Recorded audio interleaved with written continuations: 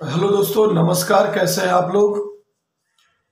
आज मैं इसलिए आया हूं तो जैसा कि आप जानते हैं कि एसएससी का जो टीयर 2 का जो कट ऑफ है 2020 का वो आ गया है।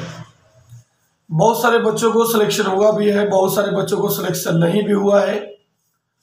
तो जिनको हुआ उनको कॉन्ग्रेचुलेशंस, और भी आप अच्छे से मेहनत करिए। और जिनको नहीं हुआ उनके लिए सजेशंस है, और जिनको हुआ है वो भी इस बात को याद रखेंगे कि जिसके नहीं हुआ है उस सामने बच्चों को सामने कभी भी ये ना बोले कि मेरा 198 है तो मेरा 197 है तो मेरा 180 है।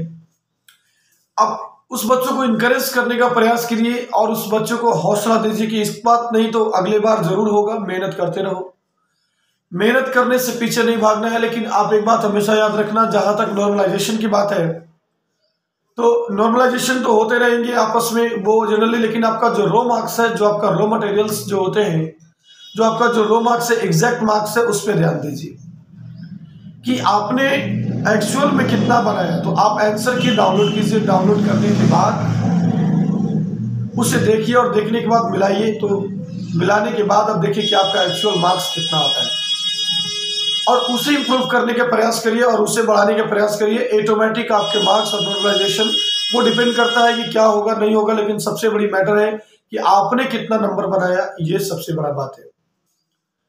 तो जितने भी बच्चे एग्जामिनेशन दिए होंगे उनको फिर से बहुत बहुत धन्यवाद। आप इसी तरह से हमेशा मेहनत करते रहिए और जो टीयर 2 का जो आंसर की आया है उसको आप देखिए और देखने के बाद अपने आप में बदलाव लाने की कोशिश कीजिए। अगर आपको 190 प्लस मार्क्स है तो उसको 195 प्लस करने की कोशिश कीजिए और भी ज्यादा करने की कोशिश कीजिए।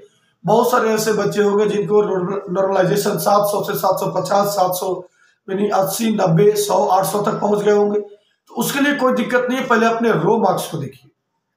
और अगर आप वाकई में इंस्पेक्टर बनना चाहते हैं, इनकम टैक्स ऑफिसर बनना चाहते हैं, सीजल ऑफिसर बनना चाहते हैं, तो आपको बेहतर प्रिपरेशन करने की जरूरत है और बेहतर मेहनत करने की जरूरत है। धन्यवाद।